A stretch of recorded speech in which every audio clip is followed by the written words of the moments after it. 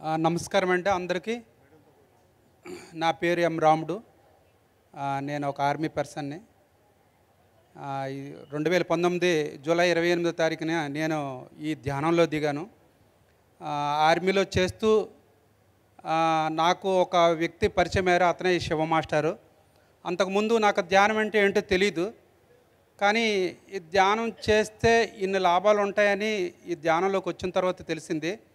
అయితే ధ్యానం ముందే మేము అంతా కక్క మొక్క అంతా తినేవాళ్ళం. ఆర్మీలు అంటే మీకు తెలిసింది అంతే విషయం. కాకి ధ్యానంలో ఇంత అద్భుతమైన విషయం ఉంటుందని ఆ శివ మాస్టర్ ద్వారా తెలిసిన తర్వాత అన్నీ ఇప్పుడు పొద్దున్న శుద్ధం శాకాహారిగా జీవిస్తున్నాము.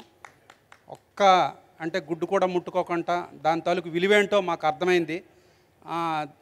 అంటే శాకాహారం తింటే ఎనర్జీ ఉండదు అని విషయం మాకు అది తప్పు. ఎందుకంటే మాంసాహారం వల్ల తింటే అది ఎనర్జీ పెరుగుతుంది అనేది కూడాను అది తప్పని మాకు విషయం తెలిసిపోయింది. ఆ విషయం ఈ ధ్యానం ద్వారా మేము నేర్చుకున్నాము. ఇంకా చాలా విషయాలు ఉన్నాయి. ఈ సమయం లేదు. అందరికీ నమస్కారములు. జై పత్రిజీ.